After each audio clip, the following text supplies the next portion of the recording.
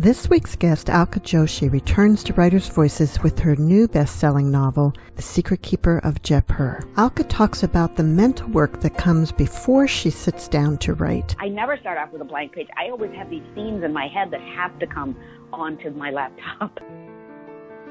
Welcome to Writers' Voices. I'm your host, Monica Hadley.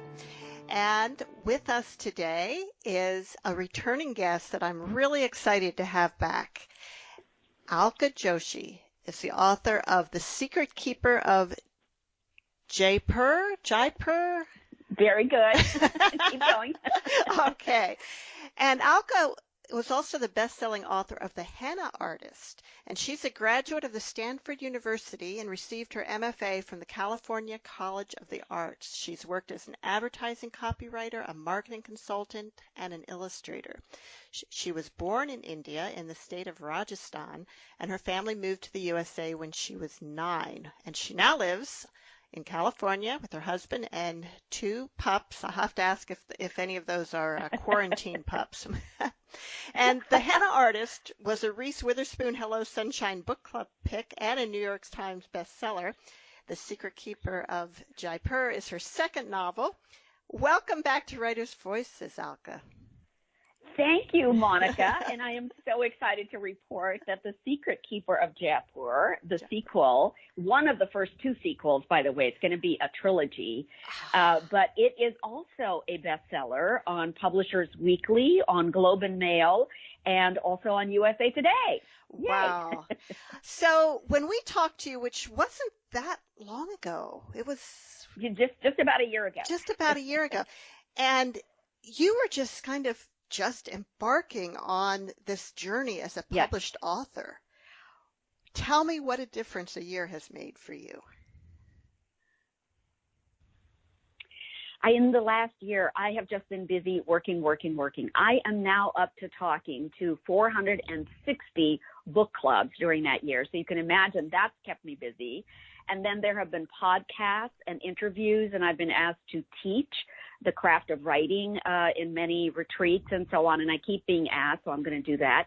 I just got tapped today for a literary festival in Dubai, which I will be going to in February, and I'm going to be a writer in residence at a school coming next March as well. There's just been so much activity around the 2 books, The Henna Artist and The Secret Keeper of Jaipur. People have just fallen in love with these characters and with this setting that I can barely keep up all the correspondence. Oh, I bet. How do you have time to write? Well, so my writing process is, I think, different from a lot of different writers. My mentor used to say, you should set aside a time every day, you should set aside a certain number of hours, and then write. And that is how you develop this sort of discipline so that it's almost like exercise. If you exercise every day, then you miss it when you don't exercise. But me, I don't work like that. I am not a good person for routines. I have never been good with routines. So for me, the best thing to do is just to sit with the characters and let scenes come into my imagination. As they come into my imagination, it's almost like a movie that plays in my head. And as the movie plays in my head, I start moving characters around. Like I think, okay, well, I like the fact that they are sitting in a park, but what if they were sitting inside a kitchen? So then in my mind, I imagine a kitchen, and then these people are sitting in the same kitchen having the same dialogue that I heard before in my head. Once I think, I know that sounds really weird, but once I think I have got the scene pretty well worked out in my head, that's when I put it down in my laptop. I never start off with a blank page because I think that scares a lot of people. When they start off with a blank page, like, okay, what am I gonna write on this? I never start off with a blank page. I always have these scenes in my head that have to come onto my laptop. Wow. So I know that you talked about this in our earlier interview, but some people listening may not have heard that and may not be familiar with your books. So tell us again the story of sort of what originally inspired The Henna Artist and these characters. Yeah. The Henna Artist started as a way for me to reimagine a life for my mother, much more independent than the conventional Indian life that she had had. At 18, she had been pulled out of college to be in an arranged marriage to my father. And my father was one of these up-and-coming engineers at a time when India was rebuilding itself after independence. And so my father was constantly getting moved around. So not only was my mother having 3 children in the first 4 years of her marriage, but she was also moving house every couple of, years. And so by the time I was 9, she had moved us around, or she had helped move the house about 5 times. So her life was just never her own. She was always at the calling of either the 3 of us, kids, or my dad, or her family, or his family. And I thought, it's kind of remarkable that my mother had this other kind of life, a very limited life, and yet with me, she allowed me so much independence. She said to me, you are always going to determine all the choices of your life. You will decide whom to marry, whether to have children, what kind of a career you want. I'm never going to get in the way of that. But, Alka, if you want to be an independent woman, you have to also learn to be financially independent. So she made sure that I would always that I would always know that I have to make myself financially stable before I get married. Because she said that way your options are all open. And I thought, wow, what a remarkably progressive woman she was. And I thought, how can I repay her for everything that she has given me? And I thought, what I could do is I could recreate her life for her, where she gets to be the independent woman. And that is how Lakshmi, the henna artist and healer, was born. And did your mother get to see that? Yes, she, I would talk her through whatever chapter I was on and whatever part of the story I was on, and I would tell her, okay, Mom, here is what Lakshmi's doing now. And, my mom would ask questions, and she would also point out things that may have been anachronistic. Like, she said, honey, people in 1955 in the henna artists are doing very elaborate henna, and that's not what we had done in 1955. She said, when I was married in that year, we had very crude kind of application of henna because we didn't have sophisticated tools to put it on with. And I said, yes, but Mom, my Lakshmi heroine is going to be able to do amazing henna because that is how she is making 10 times more than everybody else. So, But Monica, what happened is that it took me 10 years once I had the idea about what I wanted to do and how I wanted to create Lakshmi and her world. It took me another 10 years to actually develop the story the way that readers see it now in a book.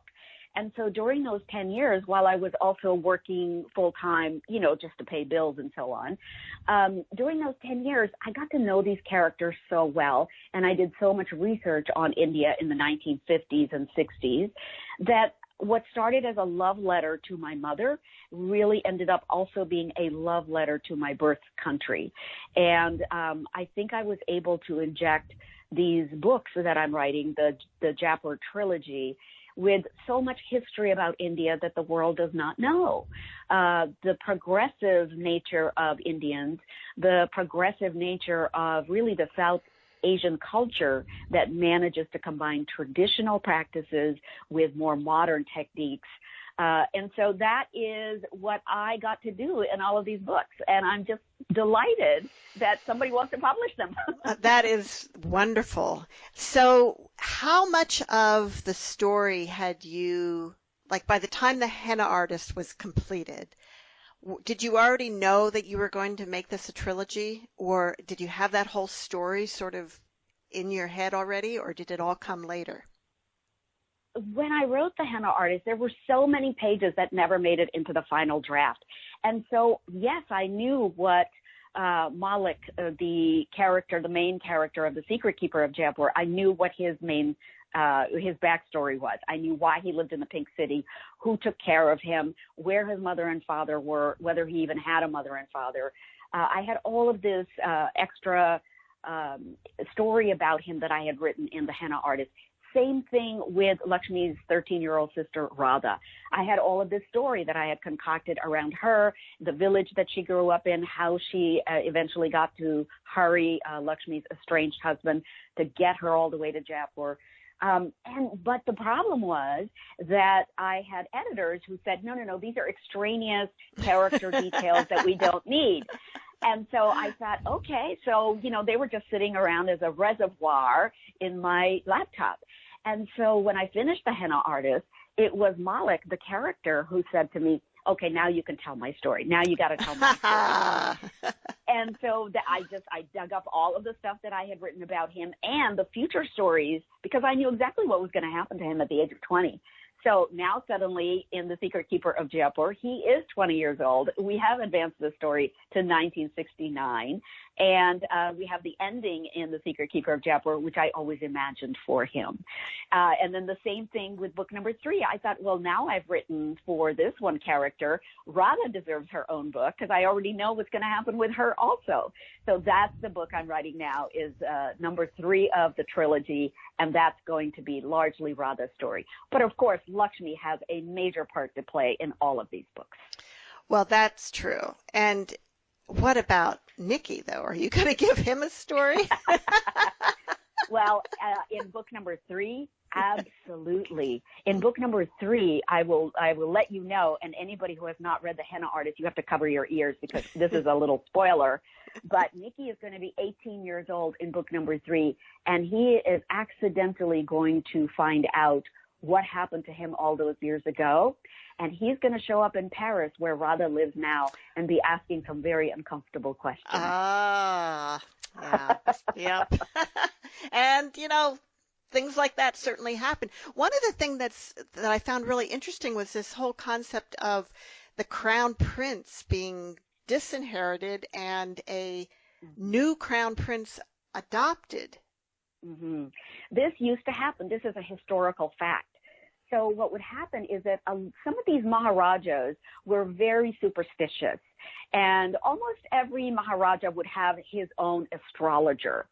And the astrologer might tell him something like, okay, what I see in your future is that your natural born son is going to try to grab the throne from you. So you better not make him crown prince, or you will have to leave the throne a lot sooner than your death, which is basically when a Maharaja, has to give up their crown. And so some of these, some of these Maharajas would say, all right, then, if that's going to happen, then my own son, I have to send him away so he does not kill me. And I'm going to adopt from outside the palace another same caste family, because the Maharajas all belong to the warrior caste. So we're going to go to another family of the same caste and see if there is a crown prince there that we would like to adopt at the palace, and that person will then become the next Maharaja. And this happened over and over.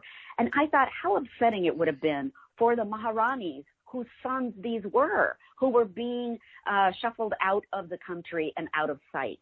How disturbing that would have been. So that is part of what I wanted to explore when it comes to women's agency. Because as powerful or as wealthy as the Maharanis seem, look at how little power they have when it comes to their own children. Yeah, and probably their own choice of husband. They probably had none. Well, yeah, and the Maharanis don't get to choose. These at their level, the kings and queens are married for. I guess it's succession of the wealth, succession of territories. It's the same thing that used to happen with the kings and queens of England. They were married so that France could have an alliance with England, or Spain could have an alliance with Germany, that kind of thing. So, right. Yeah. The interesting thing is that you would think that biologically, that these Maharajas would want their genes to carry down into future generations. And by disinheriting their own sons, they aren't doing that. Yeah. And what's interesting is they actually provide, money for that son who is taken out of the royalty lineage. It's not as if they don't give them anything. They do get a purse, and, they're taken care of. They get very good schooling and so on. They just can never be a Maharaja. And I think it's probably because the Maharajas are more concerned about their ability to live than they are in whether their genes get passed down or not. Yeah. You're listening to Writers' Voices, and our guest today is Alka Joshi, the author of The Secret Keeper of Jaipur, a novel which is book 2 in the Jaipur trilogy. So were all 3 of these books essentially done by the time the Henna Artist came out? No, Oh, wow. not at all. I just knew sort of the bare bones of what was going to happen with Malik and Radha's life. So these were very, I just had sketchy ideas and maybe a couple of scenes that I had already written. But then from there on, I had to sort of let the characters tell me what they want. Because there comes a point in a writer's life when you get to know your characters super, super well, as I did, the characters really do start telling you what they want to do and what they want to say. And I know that sounds really strange, but it does happen. And so that is what's happened to me. I always used to think, oh, no, that just sounds ridiculous. That can't happen. But it does. So what's really fun is, I just listen to my characters and I allow I allow my imagination to be their playground. So they act out all kinds of different ways. And what was really fun in The Secret Keeper? I had no idea how gold was being ferried or smuggled across the Himalaya mountains. I made up the whole thing about how the gold was being smuggled. I had read in my research, I had read this one little line about sheep somehow. And I thought, that's interesting. How can I have sheep carry gold? So that was really fun for me, is to do the research and then see where my imagination lands with it. Another really interesting thing was there is a cinema in Jaipur called Rajminder, and it is the model for the Royal Jewel Cinema that I have created in The Secret Keeper of Jaipur. And that was a state-of-the-art cinema house. It would hold thousands of people, and it was such an amazing building that people would come from miles around to spend an entire evening there and watch a 3-hour, 4-hour movie, because Indian movies in those days were super long, and they're still really long. And you have to have an intermission in between because, nobody can sit still for 4 hours at a stretch. So that movie house, nothing like what I put in the book ever happened. The balcony did not collapse. People did not die. I was going to say, one weird thing was your book came out on June 22nd of this year. I know. Monica, that is so weird. The book came out, and then on that same day was the Miami condo building collapse. Yeah. Oh, who could have anticipated that? Now, that is, of course, a total coincidence, but oh, my God. I certainly hope so.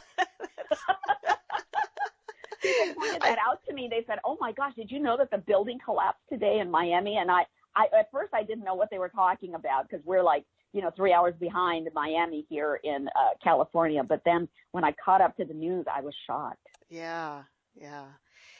It's I had another author I interviewed last year, I think, who wrote this futuristic sci-fi book about this gigantic building that collapsed, and then they're digging through the rubble trying to see if anybody survived, and it was this huge, it was called The Heap.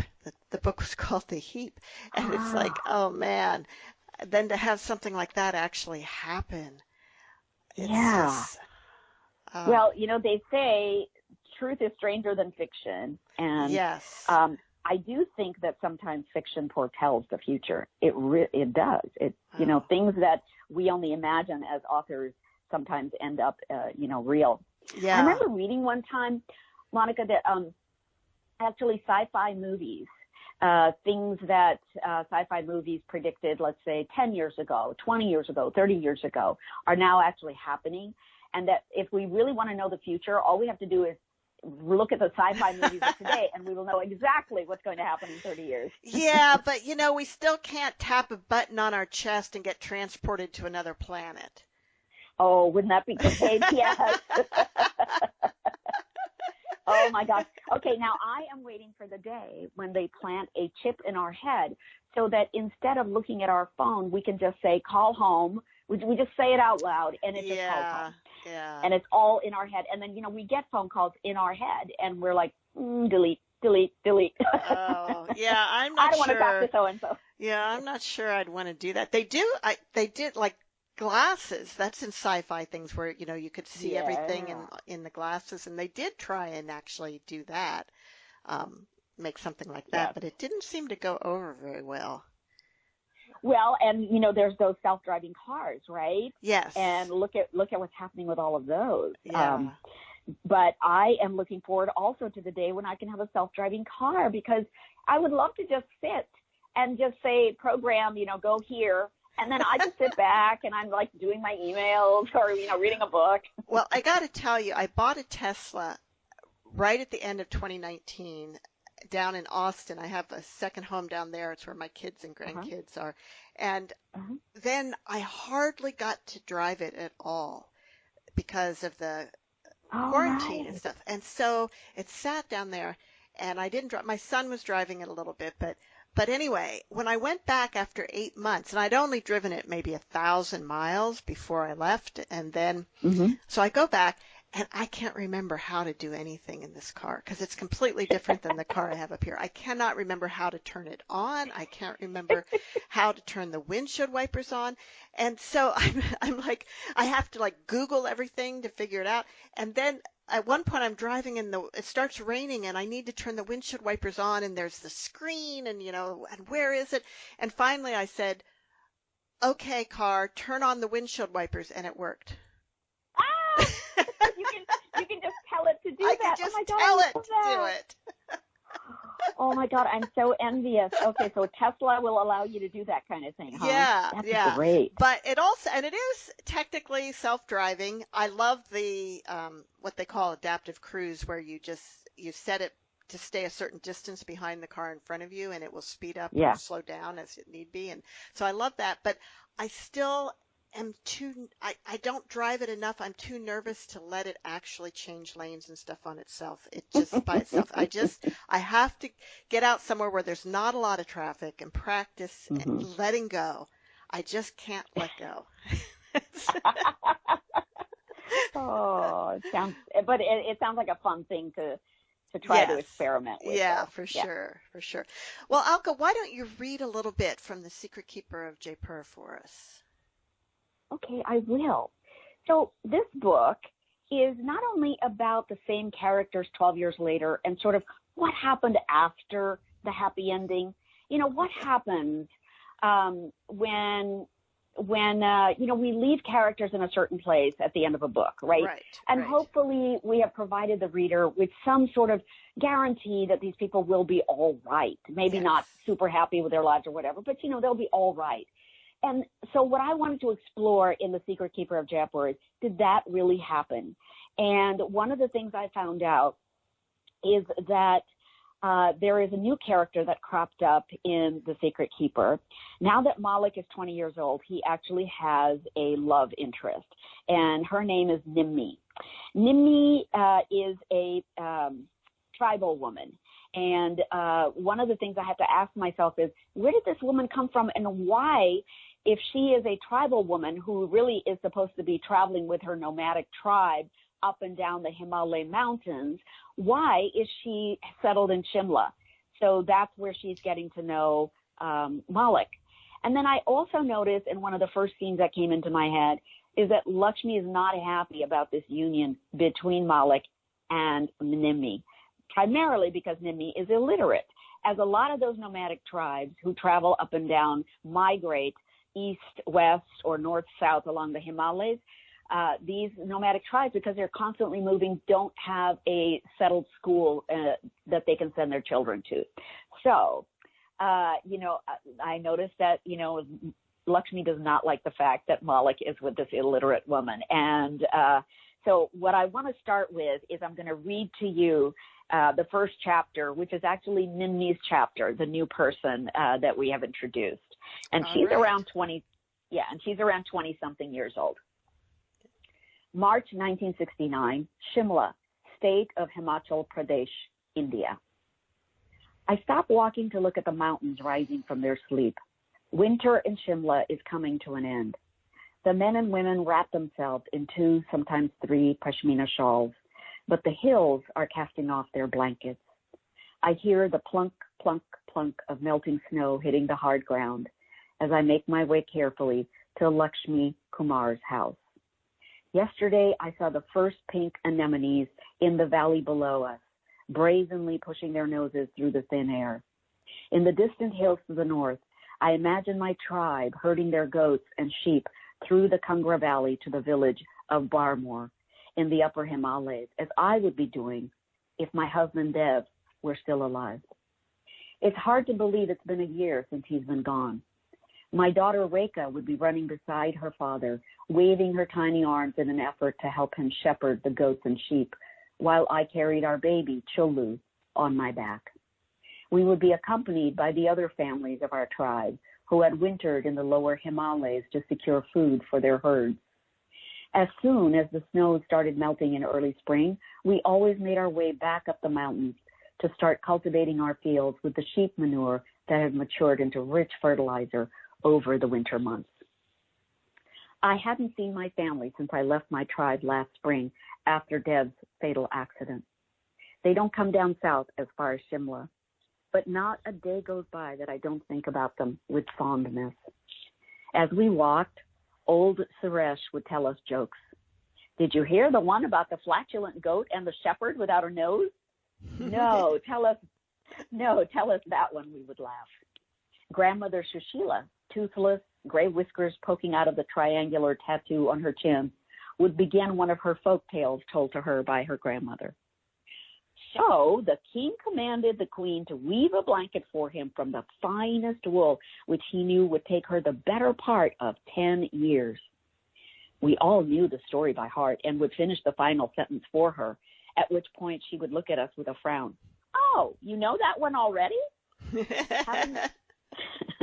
Having sold the wool from our sheep in the lower Himalayas, we would be flush with our winter purchases: a factory-made sky blue sweater, a Philips transistor radio, a squawking chicken bought at a hill station market. A few families may have picked up a handsome spotted house goat or a young black bull we would all admire. My sister-in-law would be showing off a new winnowing tray, my older brother walking proudly by her side with his sons. We would wag our heads and agree that the tray could separate the husks from the rice grains much more quickly. I smile now as I think about those treks through the Himalayan mountains. I feel happy, almost. What would make it complete is a letter from Malik, even if I have to share it with someone else, especially if that someone is Lakshmi. If only I could have attended school, I would not be subjected to the humiliation of having his letters to me sent to her to be read to me. My goatskin boots make a satisfying squelching sound on the mushy gravel as I conjure ways I would like to stomp Lakshmi Kumar out of my life. And that is Alka Joshi reading from The Secret Keeper of Jaipur. What that scene, what I'm trying to do there is, of course, to let the reader know exactly what is happening, why Nimmi is staying in Shimla. So now you understand she's a widow. She has a couple of kids. She misses the nomadic life, but she also wants a safe place for her children to be raised.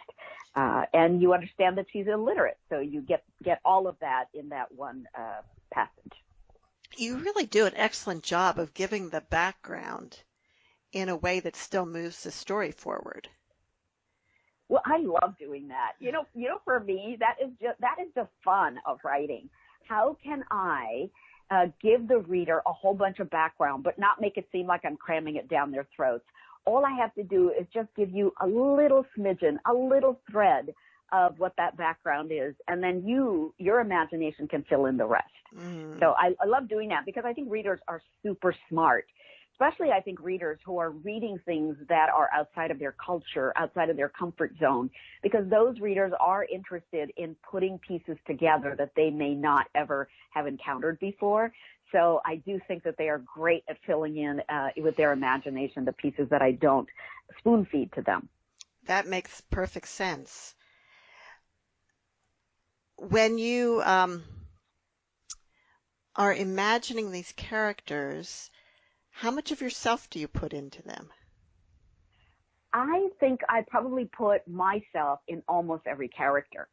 Not huge parts of myself, but little parts, maybe an impatience that I have about something, and I'll, insert it into Lakshmi's character.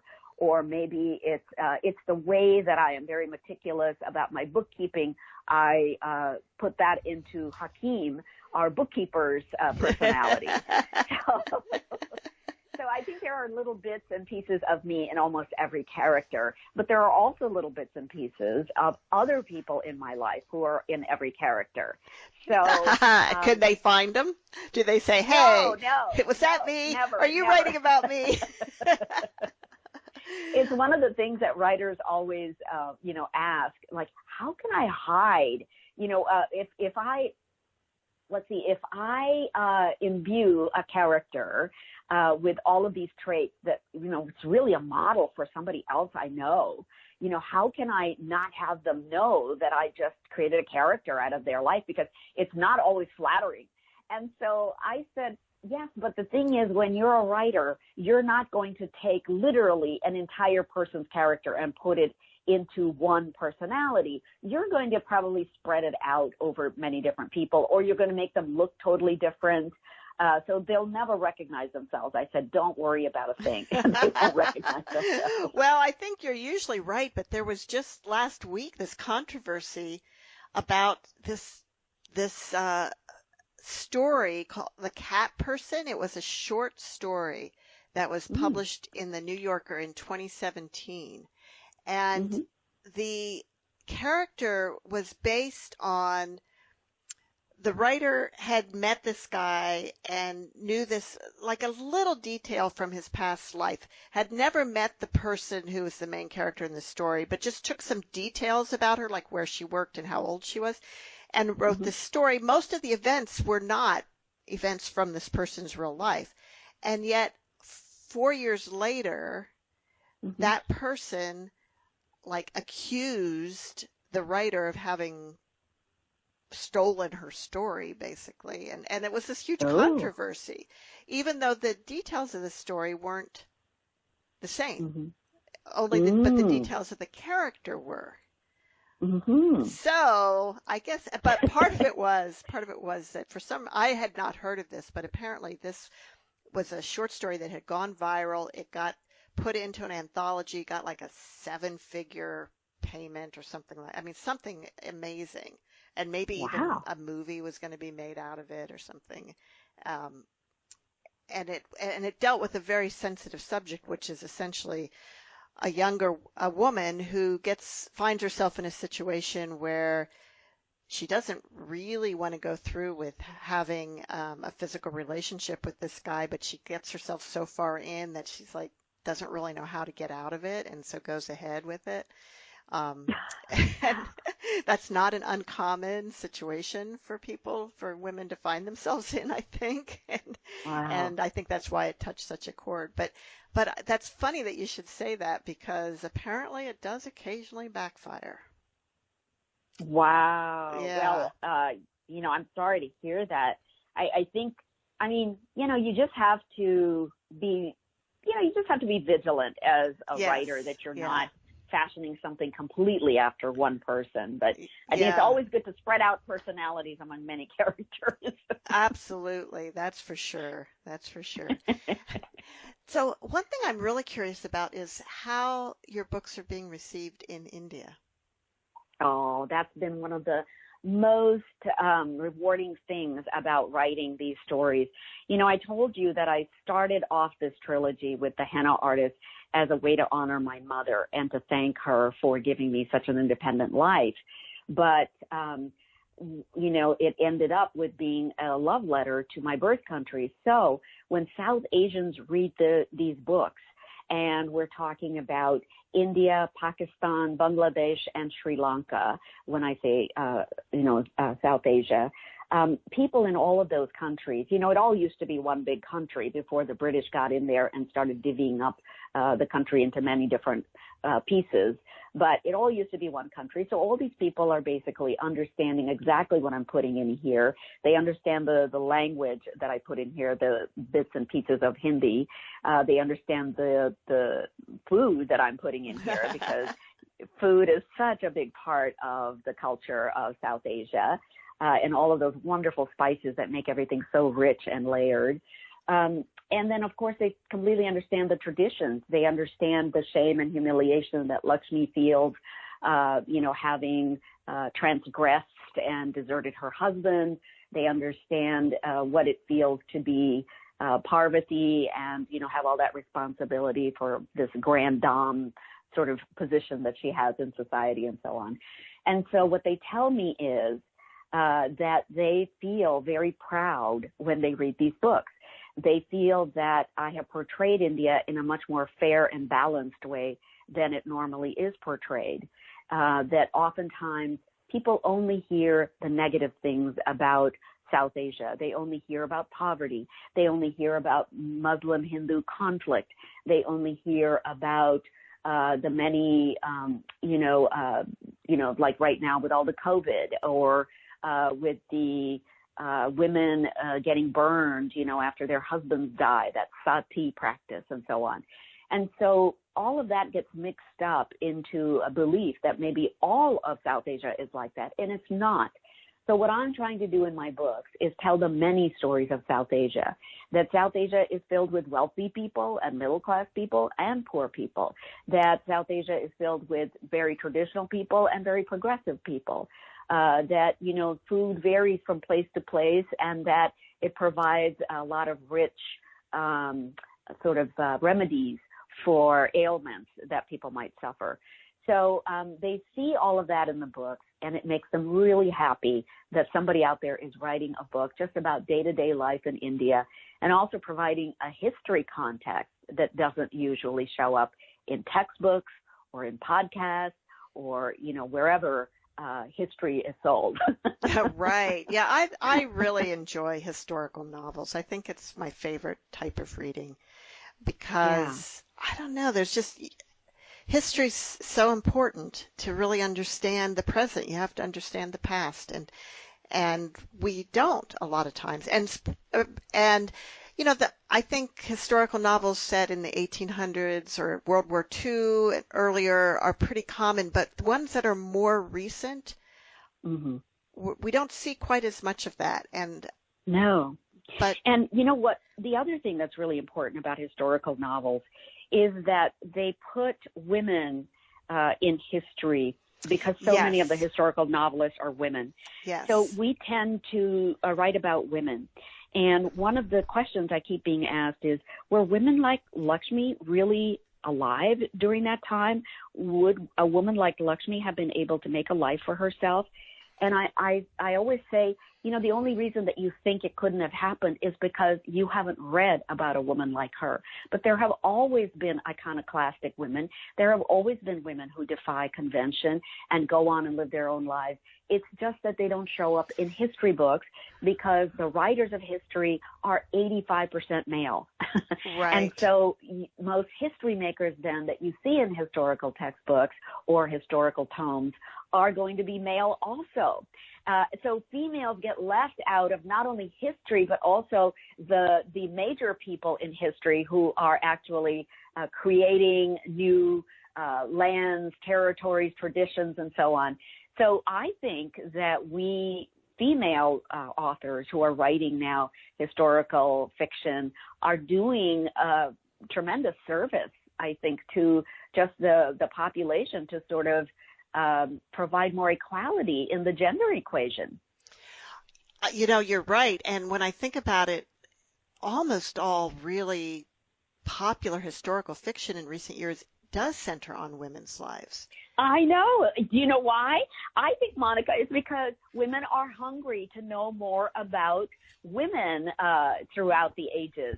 Women are hungry for that kind of knowledge, and I think our time has definitely come. Now, I would encourage, any woman out there, any woman who is interested in writing historical fiction, I say go to it. Your time is now. Of course, I'm not sure that I totally like the idea that my lifetime is history, but these books are set like this one was. So The Secret Keeper of Jaipur is set in the 1960s, correct? Yes. Yes, Yeah. it's 1969. Yeah. So, that's definitely within my lifetime. And mine, definitely. I was born in 1958, so I So would was have been I. 11. So was I. Oh, well, there we are. There we are. Yep. I got to admit, I got a little annoyed with Nimi. She just wasn't as appreciative of Lakshmi as she really should have been. Yes, yes. But I think probably that might be because, she realizes that Lakshmi has sent away the man that she loves.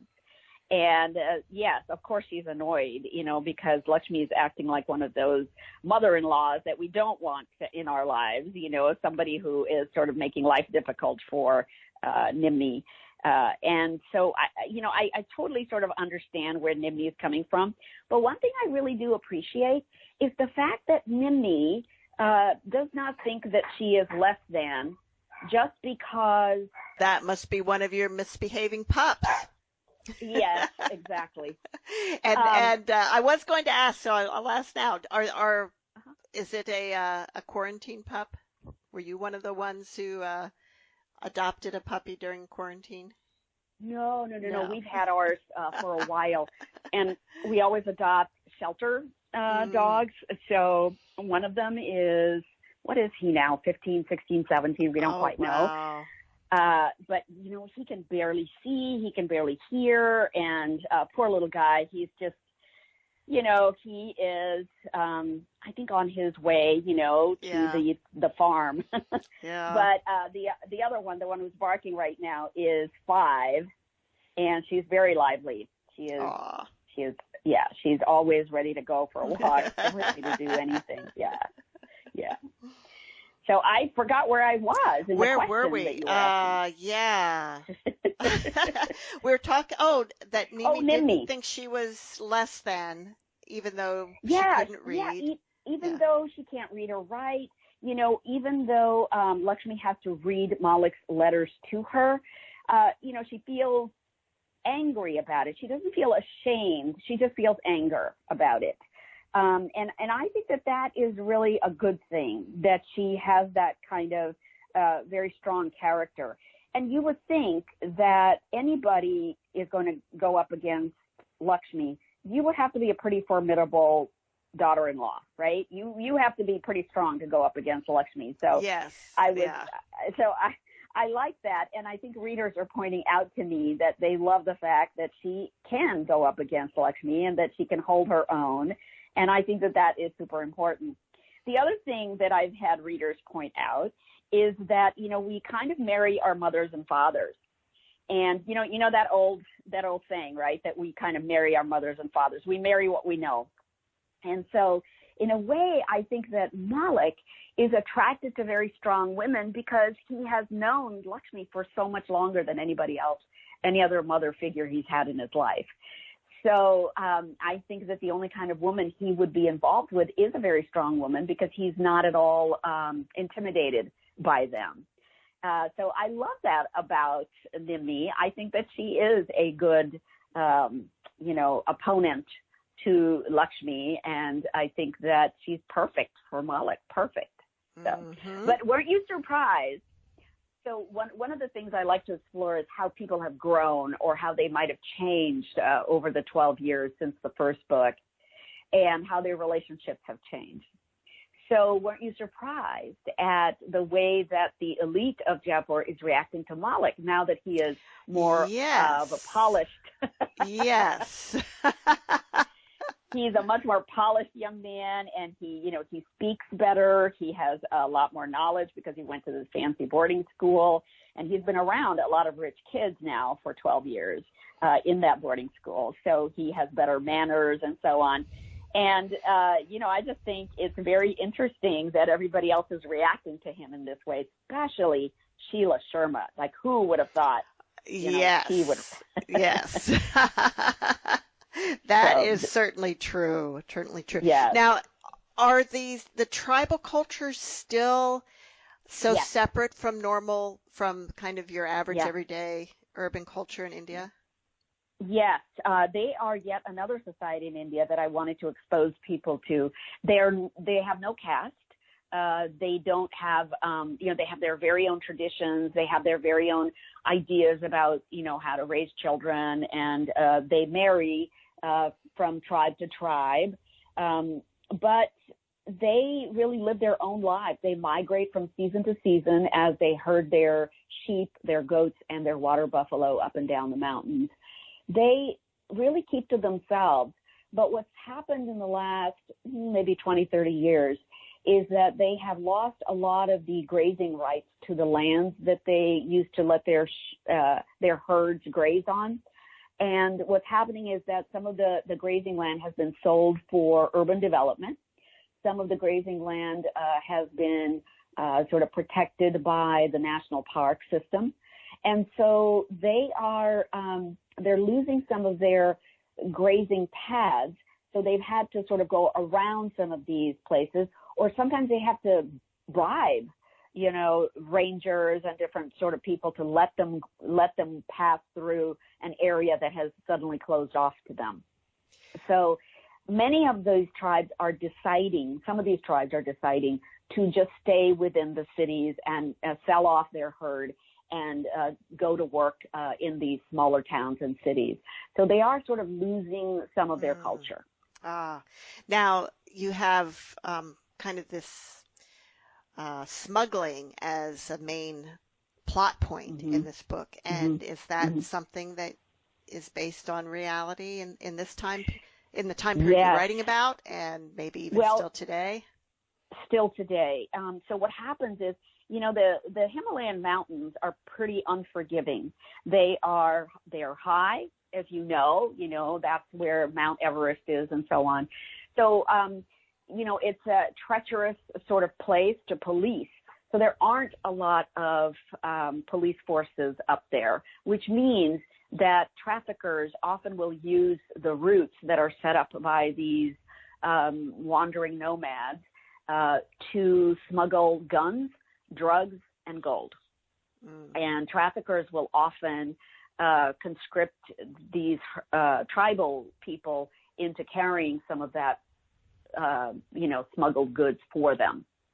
And when they conscript them into it, it's not always because the tribe is willingly doing it. It's because their, lives are threatened, or their children's lives are threatened, or whatever.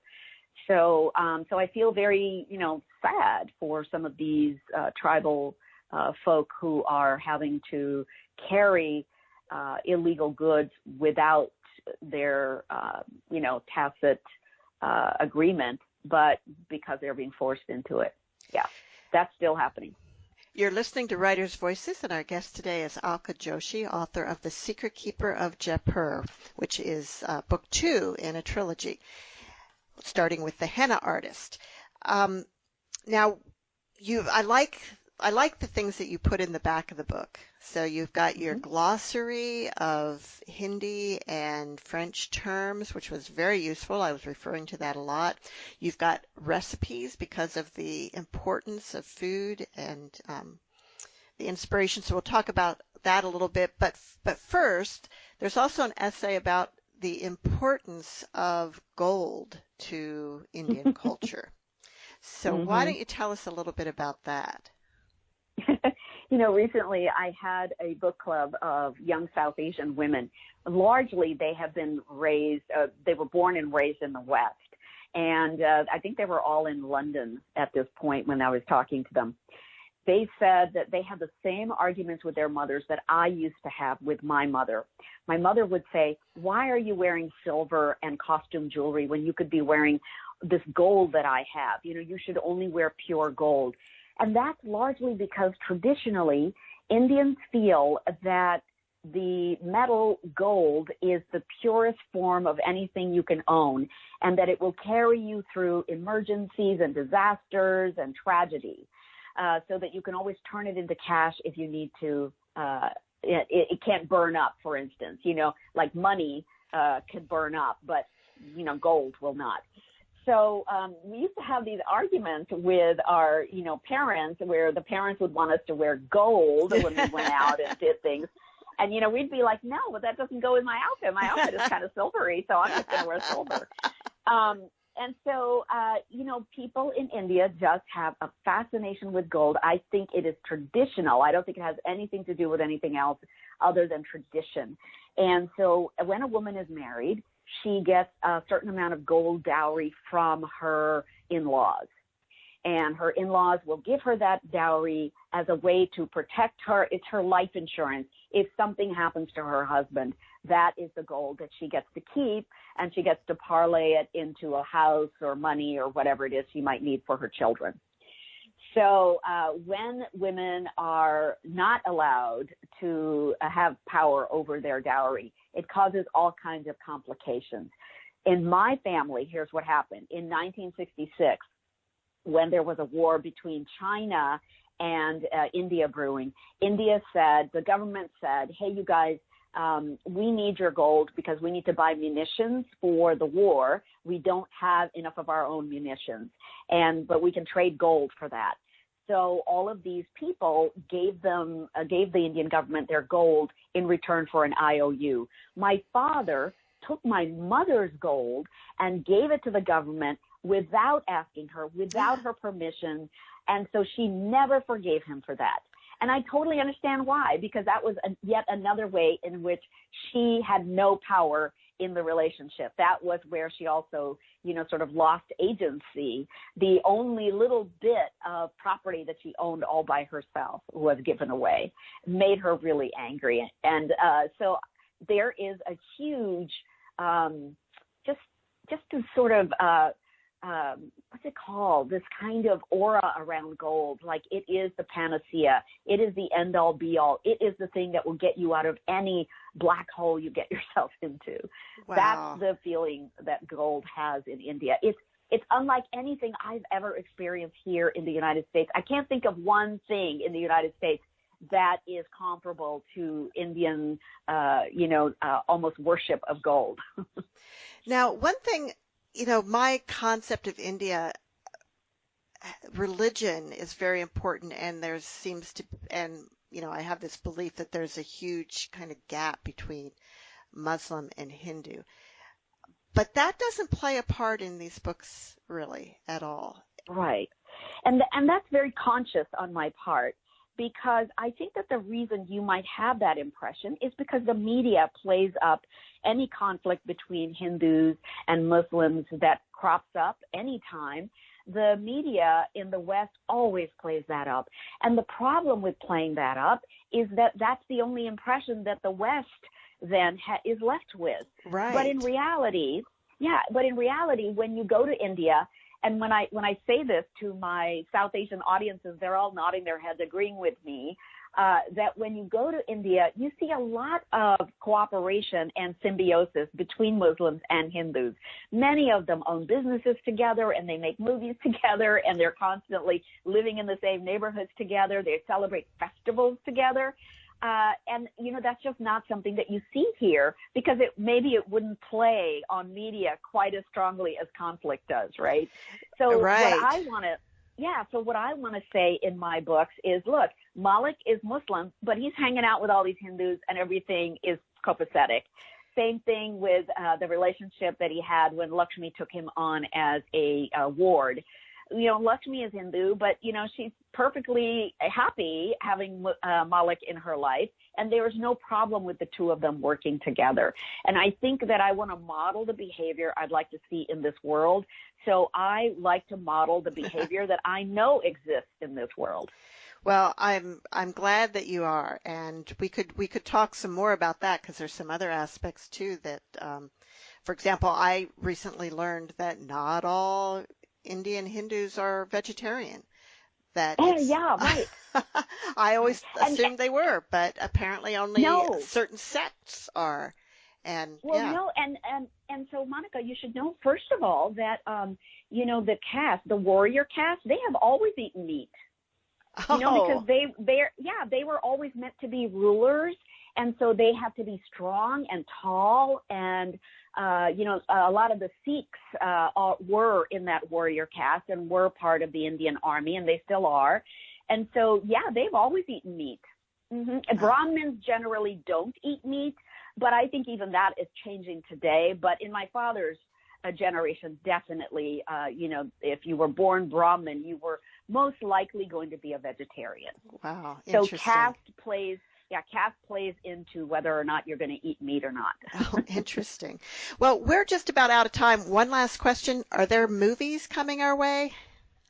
Yes, there's a TV series coming your way. A TV series. Yes, and Wow. It's going to be based on the Henna artist. Hopefully, they are dividing that book into a couple of different seasons. So by 2022, 2023, somewhere right around that turn of the decade, of the year, there's going to be a TV series being filmed. Right now, it's in development, and Frida Pinto will star as Lakshmi. The rest of the cast and crew is yet to be determined. But right now, what they're doing is putting together the episodes and the writing, and getting all of the financing together. But are you involved in it at all? Will you be involved in the writing? I'm an executive producer, which means that I am just going to be in the room watching them put together scripts. You'll be in the room where it happens. Right. Yeah. Well, Alka, it's been lovely talking with you again. We're out of time, and usually Caroline has a quote for us at the end of the show, and so I looked up one about secrets. Oh. From Ben Franklin, because, of course, the Secret Keeper of Jaipur. Yeah. Ben Franklin said, 3 may keep a secret if 2 of them are dead. Ah! Oh, I love that one. I love it. Well, I look forward to your next book, which I'm assuming will be out next year. Yes. Well, 2023. 2023. Right around the time. Okay. Yeah, okay. Right around the time that we start filming the TV series. Wow. Thank you so much, Monica, and thank you so much for your audience for paying attention to my books. And congratulations on the great success. Well deserved. Thank you. Thank you. Bye-bye. Bye-bye.